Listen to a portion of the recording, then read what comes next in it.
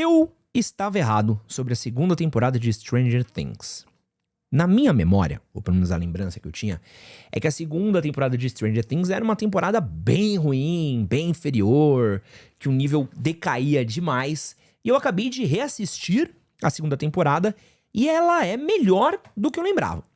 Ainda acho que ela tem deslizes, ainda acho que ela não é tão boa ou tão perfeita quanto eu acho que é a primeira temporada, mas ela não é tão ruim quanto eu lembrava. E ela tem muitas coisas boas, ao mesmo passo que tem algumas coisas ruins também, e que eu acho que fazem com que ela não esteja à altura da primeira temporada. Pra quem não sabe, esse é um projeto que eu estou fazendo de reassistir todas as temporadas de Stranger Things.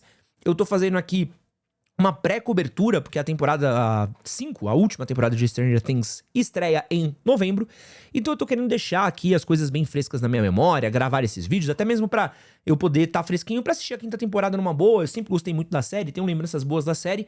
Então eu tô reassistindo elas. Pra quem não conhece, meu nome é Edson Castro, jornalista, apresentador. Esse é meu canal onde eu publico alguns cortes das minhas lives e onde também publico algumas críticas e resenhas de alguns séries, filmes e coisas que eu estou assistindo. Então, se você quiser ver mais coisas que eu falo, se inscreva, curta, porque isso ajuda bastante a gente. Primeira coisa que eu acho muito curiosa, assim, da segunda temporada pra primeira, eu quero mostrar minhas anotações. A minha anotação da primeira temporada é tipo assim, eu literalmente eu anotei, sei lá, 4, 5 linhas aqui, ó, super curtinho, né? E aí aqui, da segunda temporada, mano, tem coisa pra cacete. Porque é uma temporada onde acontece muita coisa, ela acontece infinitamente mais coisas do que acontecem na primeira. E acho que ela ainda mantém bastante essa coisa de sobrenatural, de terror, do que tinha a primeira temporada. Porém, tem uma coisa aqui que era uma lembrança minha da primeira temporada que se provou equivocada, mas na segunda eu tava correto. A primeira temporada, ela não era tão nostálgica quanto eu lembrava que era, assim. Tipo, na hora que eu assisti, ela era muito menos apelativa, anos 80, produções dos anos 80. Ela não apelava tanto pra isso. A segunda, meu amigo, eles já começam a dar uma apelada em nostalgia muito forte. Então tem a questão do Reagan Bush, que pra gente não vai significar nada, mas é as bandeirinhas que tinham nos jardins dos norte-americanos durante as eleições dos anos 80, né, que foram as eleições do Reagan. Tem questão do fliperama, tem a questão dos caças-fantasmas, roupa, refri, chiclete, programa de TV. Eles estão o tempo todo jogando nostalgia na sua cara pra tentar te segurar, né? Eles estão o tempo todo jogando nostalgia, porque acho que deve ter sido uma coisa que a galera lembrou ou gostou muito da primeira temporada, então nessa eles já começam a exagerar. Eu já comecei a ver a terceira, e a terceira, meu amigo, puta, vai pro caralho, assim, é só nostalgia pura. Nessa daqui eu acho que ainda eles já é muito mais do que a primeira, né? Já num ponto que você olha e fala, caraca, né? Mas ainda não incomoda, mas ainda acho que é quando essa coisa do Stranger Things, de ficar apelando aos anos 80, foi, mano, virou a assinatura da série de vez, né? Outra coisa importante pra falar, assim, eu acho os primeiros episódios dessa temporada ruins. Eu acho que, assim, na primeira temporada de Stranger Things, o primeiro episódio, ele já seta a ação muito rápido. Você já sabe o que vai acontecer, você já conhece a Eleven, você já viu que o Will sumiu, você já tá meio que tendo um pouco do tudo que tá acontecendo, assim, a coisa já tá meio que correndo. Nessa temporada, demora. E essa é uma parada que tinha uma fórmula na Netflix, de que os 3 primeiros episódios, você vai encontrar até algumas notícias falando disso, ela sabia que o público costumava ver os 3 primeiros episódios juntos das séries. Então ela tratava como se os 3 primeiros episódios fossem uma coisa só. Então, cara, demora pra você entender o que tá acontecendo, qual que vai ser o drama. Então, tipo, beleza, o Will tem alguma coisa, a Eleven tá em algum lugar, as crianças tão assim, mas e aí, entendeu? O que tá movendo essa galera pra frente? Nossa, mas demora muito, né, pra eles começarem a dar uma acelerada nisso, e acho que essa pra mim é o ponto mais baixo da série. O começo dela, da segunda temporada, é bem fraquinho. Porque demora muito, as coisas não pegam tanto no foco, ela é menos focada que as outras. Quando as coisas começam a convergir, né, pra uma coisa só, puta, aí começa a ficar muito legal. Mas até ter uma grande coisa que tá acontecendo, puta, é muito enrolada, né, muito enrolada. Outro crime que essa temporada faz, e que eu não lembrava que era tão criminosa assim, é a questão da Eleven. Cara, essa temporada a Eleven, ela tá isolada de todos os personagens. E isso é criminoso. É criminoso, assim. Ela tem apenas interação com o Hopper, e já vou falar disso. que essa interação deles é muito boa. Mas separar ela tanto do núcleo das crianças, separar ela tanto do núcleo principal, faz muito mal pra essa série, assim. Porque a Eleven e a interação das crianças é uma das coisas mais divertidas da primeira temporada, é uma coisa que vai ser muito divertida nas outras temporadas também. Mas aqui, simplesmente, a Eleven, ela virou um personagem à parte, é uma side quest que ela tá fazendo, e que muitas vezes sequer conecta com a história principal, e acho que isso é uma coisa muito ruim. E, pô, isola ela pra desvendar um pouco do passado dela, mas é uma coisa super curta, nem é uma coisa uau, não, é uma coisa curta, simples, que dava pra ser mais resumida, que talvez desse pra elaborar de outro jeito da história, mas do jeito como foi elaborado aqui, eu acho só chato, acho arrastado. Tem um núcleo dos personagens, que é a H, que é a irmã dela, é um dos núcleos mais fracos nessa série, dessa temporada, né? Só não é o mais fraco porque tem a Nancy e o Jonathan, que é muito chato. Muito chato. Mas aqui, essa questão da Eleven, realmente, assim, eu sinto que da primeira temporada pra segunda, a personagem, ela perde muito exatamente por isso. Porque tiram a graça dela por deixar ou ela sozinha, ou ela buscando ali o passado dela, e não é tão interessante quanto era na primeira temporada, e quanto vai ser de novo na terceira temporada, quando ela tem a Max, tem outras relações, e na quarta também, quando ela já cresceu, tem que lidar com bullying, esse tipo de coisa. O que salva o núcleo da Eleven é o Hopper. E assim, a interação dela com o Hopper é muito legal, é muito divertida, tem uma vibe ali de Last of Us. O Hopper é GOAT. Acho que é importante falar isso assim. Cara, é um dos melhores personagens dessa série. Pra mim, até agora, é o Hopper de longe. Muito carisma, muito divertido. Acho que ele é muito legal. O drama dele tá apaixonado pela Joyce, e ela tá apaixonada pelo Wise Bob, esse triângulo amoroso. Cara, como ele é, essa coisa dele ser meio durão, mas ser meio soft heart. Ele quer fazer o bem, mas ele não sabe como, porque não tem. Funciona muito bem. Ele é porradeiro, mas ele é meio bonachão, mas ele é casca grossa. Cara, que personagem incrível, que coisa maravilhosa. Funciona muito bem. Pô, o Hopper, assim, cada vez que ele aparece na série, eu dou um sorriso. Eu falo, pô, que legal o Hopper, tá ligado? Pô, é isso, assim. E funciona bem. E a interação dele com a Joyce é muito legal, cara. Eu gosto desses dois personagens juntos, né? Acho que eles funcionam muito bem. A Winona Ryder, ela é um pouquinho... Ela ainda tem um drama, né? Do Will, que tá possuído pelo demônio, mas acho que ela tem menos destaque do que ela teve na primeira, nessa temporada, né? Acho que quando ela aparece bem. É muito mais sobre o relacionamento dela, sobre esse triângulo amoroso e tal. Mas eu acho que o Hopper tá incrível. O Will, que é o grande motor de boa parte dessa temporada, tá legal. Acho que é um dos meninos que consegue tirar de letra isso daí que ele precisa fazer nessa temporada, de estar possuído, de estar fazendo essa coisa meio da possessão, de tentar entender o que tá acontecendo com o Will. Mas assim, eu acho todo esse arco meio chato, porque ele demora pra decolar, né? Porque ele fica tendo as visões, ele demora, aí ele é possuído, ele demora pra ser possuído, ele demora pra ser do capeta, e não vai, né? Então assim, é uma coisa que é muito chato da coisa real acontecer, né? Tem toda a questão, né, peraí que eu anotei aqui, que eu preciso falar aqui. Cadê, meu Deus do céu? Do Dustin criando o bichinho, que também, puta, muito qualquer coisa, né? Puta, tem toda essa... A melhor coisa desse núcleo das crianças é a chegada na Max. Cara, a Max é uma puta personagem legal, funciona muito bem, a menina é muito carismática, ela encaixa muito bem nesse núcleo de crianças, funciona muito legal. E a outra coisa no núcleo de crianças que funciona bem é quando o Dustin, ele encontra o Steve. Cara, quando essa dupla forma, demora pra eles ficarem juntos. Eu pensava que era bem antes, mas quando eles chegam juntos, parece que a série faz um... Mano, desde o minuto 1 que eles estão juntos, você fala, caralho, como é divertido esses dois juntos. Desde o minuto 1 você quer ver mais deles, assim. Você não cansa dessa interação, porque é muito boa o jeito como eles comunicam. Você tem um nerd que sofre bullying, meio ruim com a autossegurança dele. E o Steve, que tá sofrendo bullying nessa temporada, já vou entrar também nesse ponto. Só que ele é um pouco mais confiante. Essa relação dos dois, ele ser meio pai das crianças. Nossa, assim... O que o Steve tem de carisma, personalidade, pra mim acho que ele é o segundo personagem com mais carisma e mais personalidade nessa temporada, porque ele sobra também, né? O Hopper, o Steve, a Max, o Billy, são personagens que sobram nessa temporada, assim. Eles estão sobrando, assim, carisma puro. Puro, muito bom. Que é o contrário da Nancy e do Jonathan, que minha nossa senhora, a Nancy, cara... Cada vez que essa garota... Nossa! cada vez que aparece o arco da Nancy é arrastado, é chato, você não consegue torcer por ela, e é um drama ruim, e o Steve ser tão legal, e o Jonathan ser tão apático, faz com que você queira que a Nancy suma. Nossa, toda vez que ela apareceu, eu falo, minha nossa senhora, e acho que esse é um dos pontos fraquíssimos da série. Pra mim, os dois maiores pontos fracos da segunda temporada são o arco da Nancy e do Jonathan, que é muito chato. Tem um maluco lá, o doidão, que investiga as coisas, que ela vai falar. E o doidão é legal, essa é a parte boa do arco dela.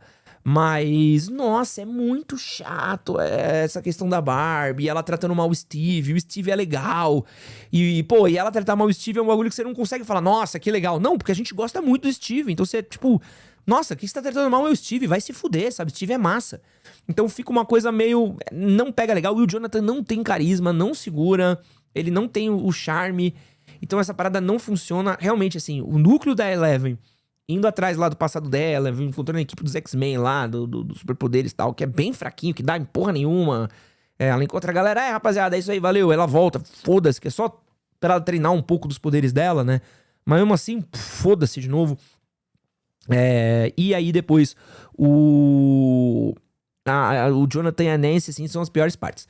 Outra parte que é boa também, eu falei da Max, mas é o Billy. O Billy Hargrove, ele pra mim, pra quem gosta de Stephen King, ele é uma das melhores adições na vibe de Stephen King que essa série tem. Porque ele é aquele vilão clássico de livro de Stephen King, que ele não tem a ver com o núcleo sobrenatural. Ele é pior, ele é o núcleo humano. Isso tem basicamente, porra, quase todas as obras boas do Stephen King tem esse personagem, que ele não é o vilão sobrenatural, ele é o vilão humano, que é pior do que o vilão sobrenatural, que é muito mais perigoso. Então, você tem que lidar com uma outra ameaça que não é a ameaça fantasma, né? A ameaça da vida real. E isso funciona muito, porque o Billy, ele é descontrolado, assim. E essa coisa dele ser meio falso, ele é charmoso, ele faz um charme, ele fica tentando comer a mãe do Mike. E aí... Mas na verdade ele é um cuzão. Então, porra, você consegue sentir o perigo real dele, né? Ele sendo um cuzão com o Steve na quadra. Ele ameaçando a Max porque ele é racista. Então você vai ficando o tempo todo meio caralho, né? O que vai acontecer? Então, mano, ele é muito tenso. E essa questão dessa referência ao Stephen King é uma outra coisa que me leva a um outro tópico que eu anotei aqui, que é o quanto que essa série, além da nostalgia nos elementos, cores, roupas e coisas que ela mostra, ela tá apostando muito na questão da nostalgia também de atores, né? Então ela tem o ator que participou ali de Aliens, ela tem o Bob, né, que participou de Goonies. Ela tem também algumas referências que ela acaba fazendo de outros filmes, né? Então você tem essa referência a Aliens, né? Enquanto os bichos estão andando lá no laboratório, fica fazendo aquele pip, pip, pip, pip, pip. Você tem referência à Noite dos Mortos-Vivos, quando eles se prendem ali na cabana. Você tem referência a Invasores de Corpos, né? Com o Will sendo possuído. Você tem referência a Exorcista. Então você tem umas referências agora que também estão no próprio jeito como a trama tá sendo contada, né? Então, isso daí... dá pra sentir isso muito forte, né? Dá pra sentir isso muito bem. E acho que às vezes até mesmo extrapola de você, caralho, né, mano? Tá muito na cara, né? O quanto que vocês estão tentando apelar pra isso, assim. Talvez na época isso fosse mais inovador do que é hoje. Hoje, como a gente já viu muita coisa fazendo isso, né? A própria Netflix esgotou isso bastante, né? Eu fico meio tipo... né, porra... Acho que a primeira temporada, ela tenta mais seguir o caminho dela, fazendo algumas referências. E aqui ela força mais a referência na tua cara. Tipo, né? Toma aqui uma referência aqui, toma aqui uma referência. Então você tá o tempo todo sendo jogado a referência. Você, porra, segue a história, sabe? Segue mais esse clima legal, não fica tão preso a isso, assim, que acho que não funciona. Eu vi uma anotação minha aqui que é justo eu reclamar, assim, que eu voltar. A única parte boa da Nancy que eu gosto é o final dela com o Dustin. Que eu acho que é onde é meio que pra ter a absolvição, assim, da personagem, né? E talvez um momentinho que ela fica a primeira vez com o Jonathan é fofinho, é legal, é divertido. Mas até então é meio nada a ver, assim. Porque é muita coisa acontecendo na temporada, né? Olha só, você tem um arco do Hopper investigando as abóboras, a fazenda das abóboras que tá acontecendo. Enquanto isso, ele tá escondendo a Eleven dos meninos. Enquanto isso, a Eleven tá revoltada porque não pode sair de casa. A Eleven foge pra saber mais do passado dela e conhecer a mãe dela. A Eleven vai parar na cidade grande, onde ela conhece as outras pessoas que estiveram no laboratório. Elas vão atrás da vingança deles contra as pessoas que torturaram eles quando eram crianças. Mas aí a Eleven descobre que, na verdade, grandes poderes trazem grandes responsabilidades. Ela não quer fazer isso, ela acaba voltando pra cidade. Na cidade tem o Will sendo possuído pelo capeta. Enquanto isso, as crianças estão interagindo entre si, o Will tá passando mal, chega a Max, que é uma nova adição pro grupo, a Max tá tentando fazer amizade, mas as crianças estão escondendo dela do que realmente aconteceu, então ninguém conta o passado pra ela. Enquanto isso, Dustin achou o bichinho, as crianças estão preocupadas que o bichinho lá é o Dermadog, né? Demardog. Ele vai ser alguma coisa do mal, porque o Will fala disso, então as crianças estão tentando lidar isso enquanto escondem isso da Max, ao mesmo tempo que o Billy, que é a criança nova que tá fazendo bullying no Steve, não quer que a Max ande com essas crianças. Ao mesmo tempo, a Joyce tá preocupada com o filho dela, mas ela tá fazendo um relacionamento agora com o Ice Bob, que é um cara novo que chegou na temporada. A Nancy e o Jonathan. A Nancy tá namorando o Steve, porque o Jonathan não foi atrás dela, mas ela nem quer tanto assim namorar o Steve. E o Steve fica mal porque o Steve é um cara legal e essa mina é uma... Puta vadia, safada, vagabunda, estranha, chata, pobre. E aí, o Steve tá com esse drama, aí a Nancy foge porque ela vai com o Jonathan fazer a investigação, porque ela quer, na verdade, redimir a Barbie, avisar pros pais dela que a Barbie morreu, porque ela tá com culpa, porque os pais da Barbie acham que a Barbie tão viva. Então, tem tudo isso que ela ainda passa com o Steve. Pô, cara, é muita coisa pra cada lado, minha nossa senhora, sabe? Muita coisa acontecendo que chega a ser cansativo, sabe? É isso que eu falei do... sabe? Chega uma hora que você fala, caralho, mas o que esse personagem tá fazendo? Esse personagem tava aí, né? Caralho. E aí... E acho que isso, na primeira temporada, eu sinto que o movimento era meio que assim. Ele começava separado. Só que você ia vendo o quanto que as histórias estavam seguindo tudo na mesma direção. Esse é assim, ó. Começa meio que todo mundo junto e vai só abrindo. Abrindo. Você fala, mano, tem uma hora da Eleven ali no meio da segunda temporada. Eu falei assim, mano, que horas que ela volta? Sabe? Eu sabia que ela voltava, mas eu falei assim, pô, que horas que ela volta, caralho? Porque não faz sentido na história de onde ela volta e tal. Aliás, a volta da Eleven é ruim. Porque eles fazem uma puta construção de que o bicho vai pegar naquela cabana, que o pau vai torar, que o bagulho vai acontecer. Aí chega a Eleven com um cachorro morto. Pum. Caralho, é isso, né? Então, tem uma construção de clímax que não funciona, mas a primeira cena que tem no laboratório é muito boa.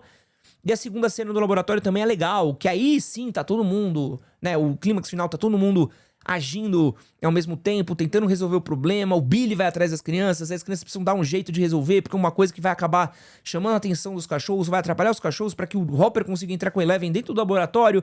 Enquanto isso, a Joyce tá fazendo um exorcismo no Will. Pô, aí já é legal que tá tudo meio que rolando ao mesmo tempo. Você entende, pô, beleza, as pessoas se encontraram. Graças a Deus os núcleos ficaram juntos, né? Mas isso é uma coisa que vai ser repetida nas outras... Assim, só pelo que eu lembro, eu já sei que isso é uma coisa que vai ser repetida na terceira temporada, que a terceira temporada é exatamente a mesma coisa. Nesse sentido daí. A segunda temporada, ela tem um pouquinho mais de comédia, né? Então ela é menos terror, drama, ela vai um pouquinho mais pra comédia, né? Então, pô, isso daí vai ficar cada vez pior. Outras anotações que eu fiz aqui. Pô, Eleven. Ela e o Mike são um casal muito legal. A personagem Eleven é um personagem conceitualmente legal. Mas já dá pra ver que a Millie Bobby Brown... Cara... Né, aqui... De novo, aqui, quando você começa a ver Millie Bobby Brown em outros personagens e outras coisas, você vê aqui, você vê que, tipo... é só isso que ela consegue entregar. Sabe? É só isso mesmo. Esse é o limite dela, assim. Então eu acho que ela realmente, assim... A personagem é muito boa, mas... Pô, se tivesse caído na mão de uma criança talento um pouco mais esforçada, eu acho que a coisa reverberaria mais. E aí eu lembro que acho que na primeira temporada eu citei uma coisa que eu achava que tinha muito mais criança do que tinha nela de verdade, né? Então, tem muito menos núcleo criança do que tem de verdade. Mano, a segunda temporada é muito do núcleo das crianças. Muito. Assim, aqui ainda tem bastante coisa pra cada um fazer, porque cada um tá passando por um drama individual, né? O Mike tá com saudades da Eleven, o Mike tá meio chato das ideias nesse episódio daqui, nessa temporada daqui. Mas tem o Will sendo possuído, você tem o Lucas apaixonado pela Eleven, tentando lidar com esse relacionamento dela, com a coisa e aí, conto, não conto e tal. Você tem o Dustin cuidando do bichinho lá, que começa a fugir do controle, ele tendo que brigar com o grupo. Então, assim, eles estão cada um fazendo uma coisa... Mas, assim, é muito mais as crianças nessa temporada, assim. A percepção é de que elas dominaram a série e o tempo todo as coisas estão meio que das crianças. Então, eles estão muito mais em destaque aqui nessa temporada. O Bob, personagem bom, né? Tô lendo minhas anotações aqui, rapaziada. Bob, bom personagem, bom personagem. Acho que eu caguei pra ele no começo, mas do meio pro fim, quando toda a questão do bullying, de como ele tenta ajudar o Will, de como ele é inocente, de como até mesmo ele se empodera ali na frente do Hopper, pô, você não sabe programação, sai daqui, tá ligado? Enquanto ele tem as coisas...